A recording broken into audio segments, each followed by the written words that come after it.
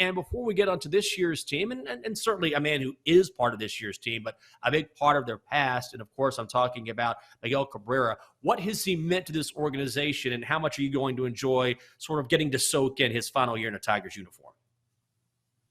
He's meant everything, and I'm going to enjoy it and savor it for all that it's worth, because by my money, Miguel Cabrera is one of the 5 greatest right-handed hitters of all time. And while he's far from the hitter he once was, we're still watching a legend in the flesh. Just last season, watching him become the first player ever in Major League history with 500 homers, 3,000 hits, and a triple crown. So he still has flashes of greatness, and those flashes are worth beholding for fans, for teammates, for media members alike. So the Miggy farewell tour, while it's somewhat uncomfortable for him because he'd rather just play baseball and focus on trying to win games in his final season, will roll on undeterred, and he'll be cheered everywhere he goes, and he's a guy who deserves it as much as anyone ever has in the history of this game.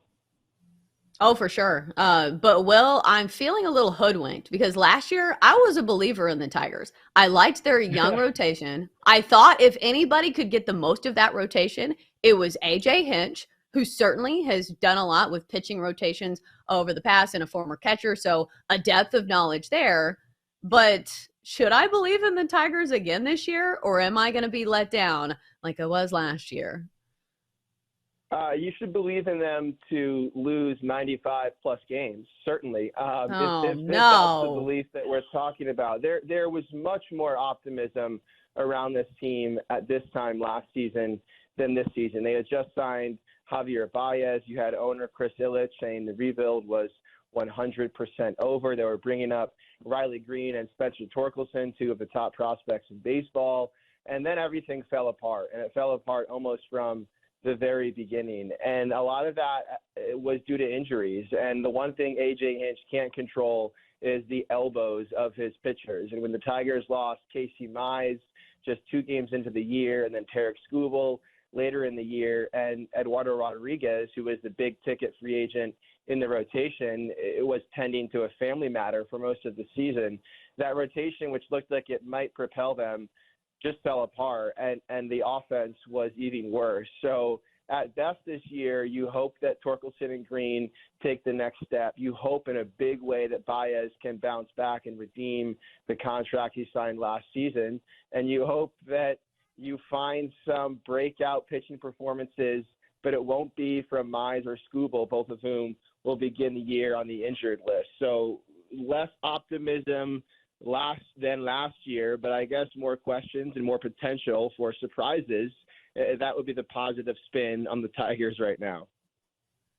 We're talking with Bill Burchfield, sports writer for 97.1 The Ticket in Detroit, covers all the teams, Tigers, Lions, Red Wings, and Pistons in Motown. So when you talk about those injuries to the starting rotation, Will, are there some young guys who can step up and fill the void, or is it, look, this is just going to be a patchwork group until we get these regular starters who are entrenched back in the lineup?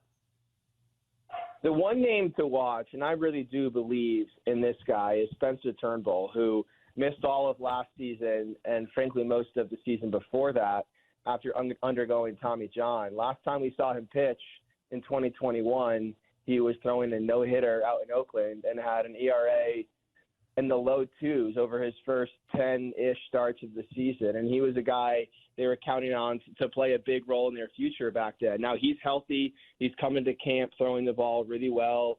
He's back where he was, he thinks, and the Tigers hope, in the early stages of 2021. So if he can recapture his form, his no-hitter form from 2021, that's the guy that could give this rotation a big boost. All right, so let's talk about the offense, or the lack thereof. What do the Tigers have to do better this year? Because I'm looking at the home runs they hit last year, and they were dead last in all of baseball. So is there any hope for changes when it comes to this god-awful offense? Well, they moved the fences in at Comerica Park, so that might help them clear the wall a few more times this season. And that's been a point of contention among this fan base and a lot of players on this team, including Miguel Cabrera, for a long time. So that should help. a little bit on the margins. The biggest help would be getting a full season from Riley Green, who came up last year and looked the part of a potential star slugger in the majors. Now, he missed most of the first half with an injury to his foot.